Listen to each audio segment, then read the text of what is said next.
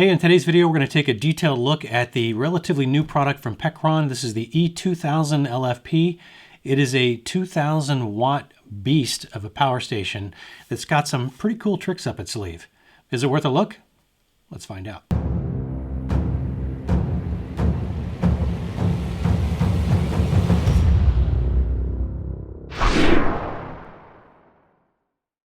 So when the folks at Pecron reached out to me and asked me if I'd be interested in reviewing their new E2000 LFP power station, I took a look at the specs, as I typically do first, before I decide whether it's something I even want to bother looking at. And I was actually very delightfully surprised at all the cool tricks this thing has up its sleeve. But before we get into the testing and the results and my final thoughts and all that, let's take a quick jump back into time to when I unbox this thing so you can see what you get in the box.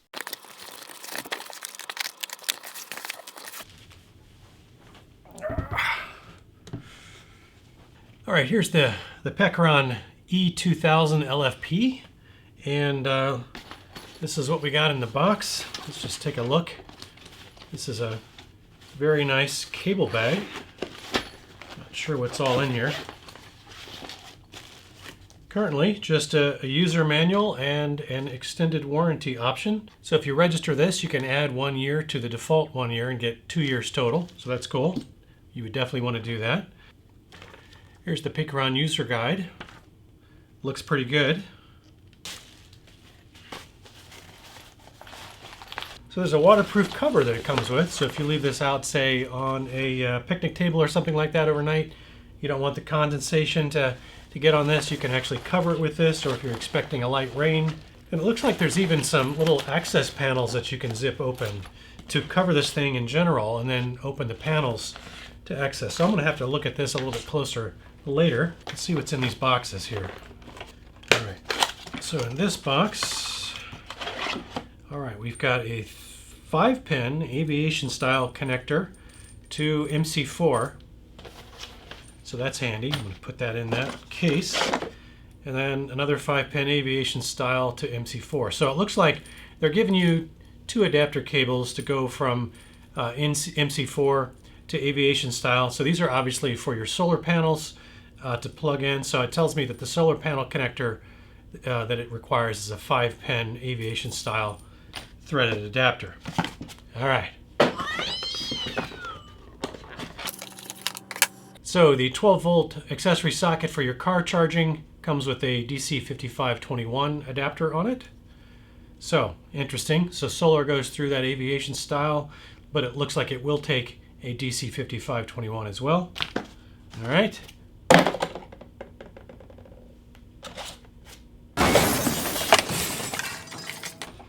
All right, AC, computer style AC cable, AC charge brick here. Man, this is, it's got heat dissipation fins on it. It's got a handle on top. This is a pretty large power supply, I have to say. Cool, so this is what you get in the box. Let's jump forward in time and run this thing through some paces, find out what it's all about. And we're back. All right, so it's actually been a number of weeks since I filmed that last bit, and I promise you I have worn different shirts. I do own different shirts other than this one. This is not the only shirt I own, and I have washed it periodically. I just happen to like this shirt. Anyway, let's jump in. All right, so the first thing I like to test is to find out what the actual usable capacity is. The rated capacity on this, as I think I might have mentioned before, or maybe not, is 1,920 watt hours. I tested a full discharge both on the AC side and the DC side, and basically got more or less the same result on both sides. Effectively, what I got was about 1,756 watt hours. I got slightly less on the DC side, but not enough to really bother mentioning. And so that equates to about a 91% efficiency rating.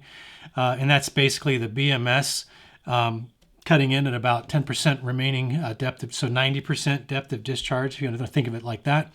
And that's really actually very good because it's a lot of usable watt hours from this unit. So let's talk about weight real quick. This thing weighs almost 50 pounds, so 48.5 pounds. They make a version of this that you can buy with the cart. So it comes with an actual little hand cart with a telescoping handle.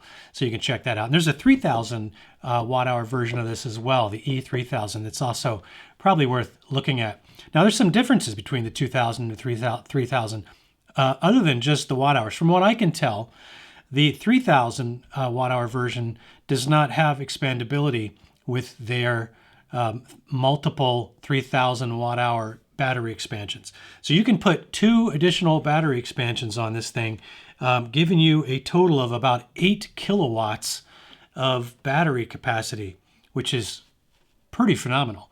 And the ports on this are on the side. And I'll put some video up here and show you where the port is. And it's a big old monstrous thick gauge cable that connects these the main unit to the battery expansion modules. And the expansion modules too, by the way, and those aren't going to be available for another month or two. But when they are available, they also will have DC output capability, and you can charge them independently of the main unit. And that is something that I really like. That makes them a whole lot easier to charge separately when you need to charge them separately. So that's an excellent feature and something I think Pecron did an outstanding job as far as engineering that solution. So there are 3 DC input ports on here. There's these 2 5-pin aviation style connectors on the bottom, and these can handle up to 600 watts each. So a maximum of 1200 watts of solar, which is very cool. And we're going to talk a little bit more about some of the things you need to be aware of. So stay tuned for that, because there are some things that you're going to want to make sure you're aware of if you buy this unit. And then there's the DC 5521 at the top, and this can handle a maximum of 100 watts in. And so if you've got a single 100 watt panel, or let's say you're going to try to charge this off the car charger through the little cigarette lighter adapter port, it's going to take a long time to try to top this thing off at this kind of capacity. But you can use those things, and a 100 watt panel will charge through this top port, the DC 5521 port. So each one of these 5-pin aviation connectors here does have its own MPPT charge controller, which is really cool. But you need at least 24 volts going in order to start charging. So if you just plug in with one of the adapters here, convert it to MC4 and then to that 5-pin aviation style, right into the front, it's going to register 0 watts even under the ideal conditions, because that 100 watt panel is not going to output enough voltage. So if you happen to have 2 portable 100 watt solar panels that you want to connect to this, you're going to have to connect them in series. And most portable solar panels, or many of them, don't have MC4 connectors or adapters in the bag. That's becoming increasingly common. So a lot of them do, but a lot of them also don't. Most of them have the barrel style connectors. So you would need to convert them to MC4. And one way you could do that is with an adapter like this. It's got, this particular one has got a DC 7909, so 8mm connector there. It's a female, and you would plug that into one of your solar panels, and that converts it to MC4. Now, as I said, if I just plugged that panel with the MC4 connectors to the adapter that the Pecron comes with, and I attached them to one of these 5-pin aviation connectors, I'm going to get 0 watts input because I'm not hitting that 24 volt minimum. So if you had a couple of these, you could connect them in series, and that's going to combine the voltage of both panels and increase it so you're up over that 24 volt mark, and you can actually start charging. Then you're going to get the full output of the panel. So just be aware of that if you're going to charge with minimal solar setup. But man, I think 800 watts is a sweet spot for this, because you can easily put 2 200 watt panels on either side, and you can top this thing off in about 4 to 5 hours with that particular configuration, from 0 to 100%.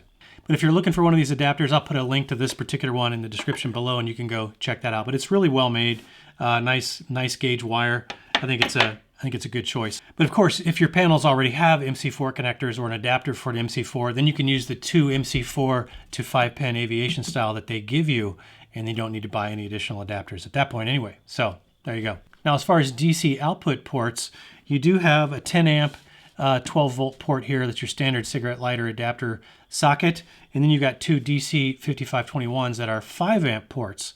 So just be aware of that. Now, this case that it comes with is just big enough to hold all the cables that it comes with and that monster AC adapter. So this is a beast of an AC adapter. This thing probably weighs, I don't know, 6 pounds. Now, there are pros and cons to having an AC adapter be integrated into the unit versus having one external. Number one, when they're integrated into the unit, One of the pros obviously is that you don't have to carry this around, but it does add weight to the unit itself. So there's that. It also adds a little bit of heat to the inside of the unit when it's charging. But you know, when they engineer these things, hopefully they take that into account, right?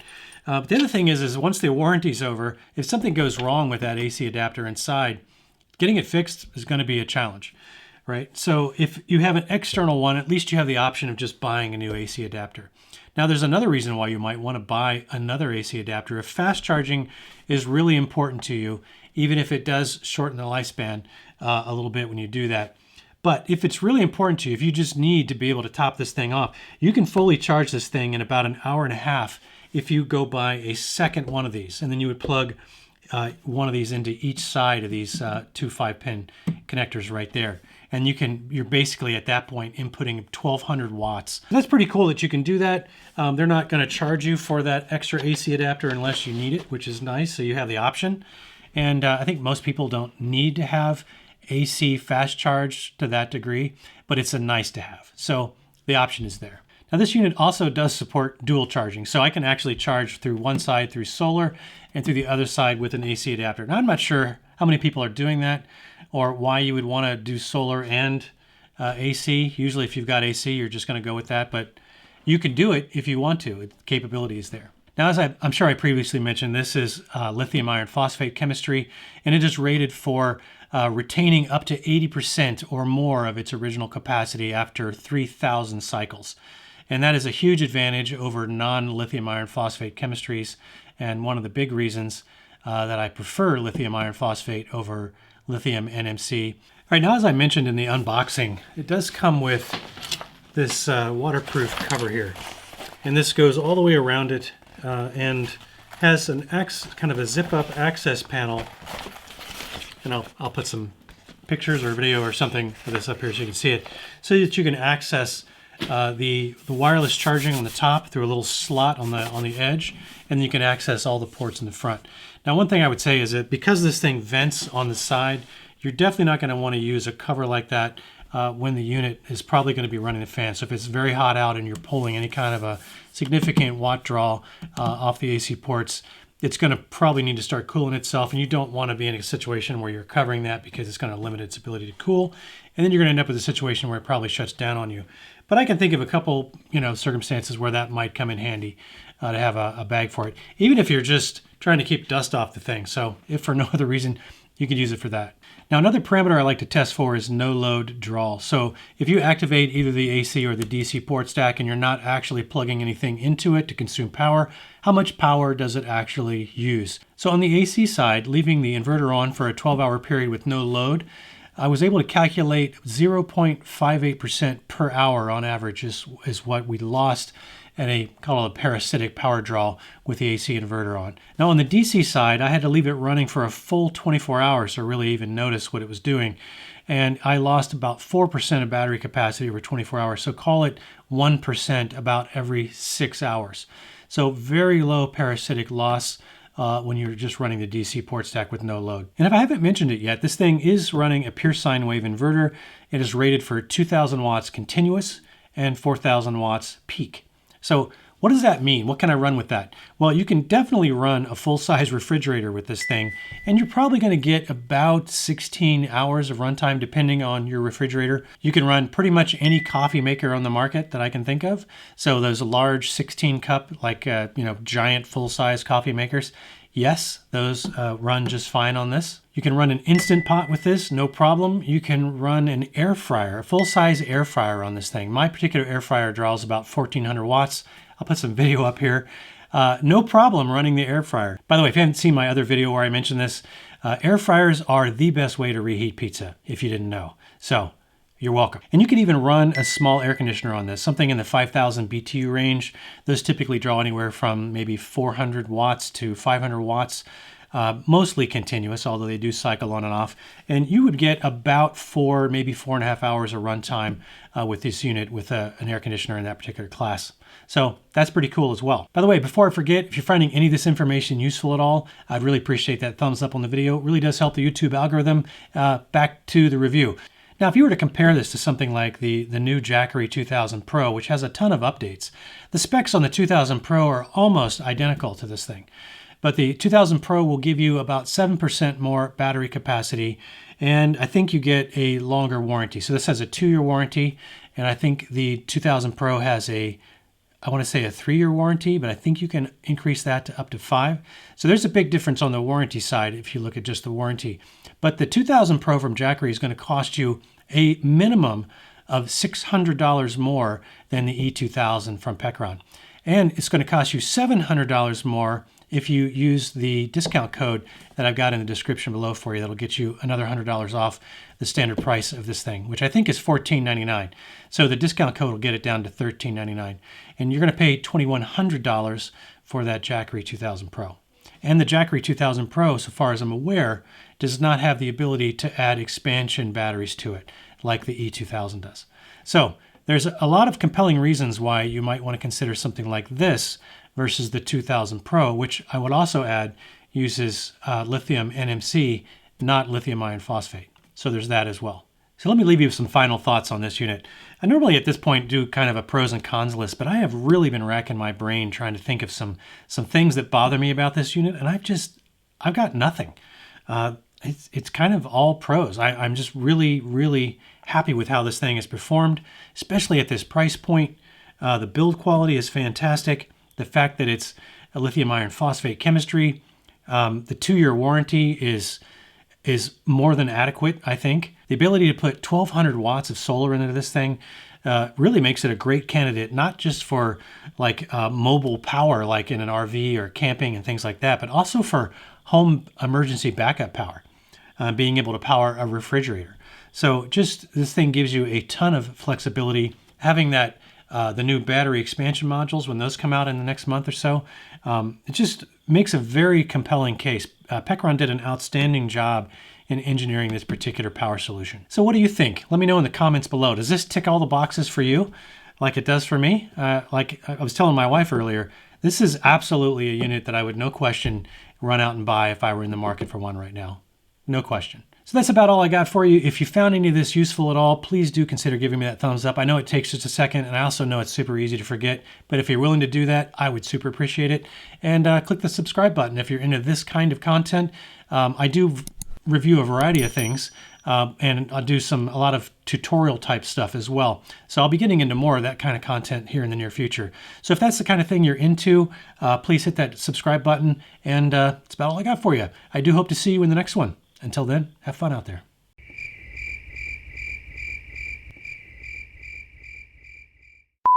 So as I think I mentioned, this has a pure sine wave converter. So each one of these has their own dedicated dual MPPT charge controller. So it has a dual. It has two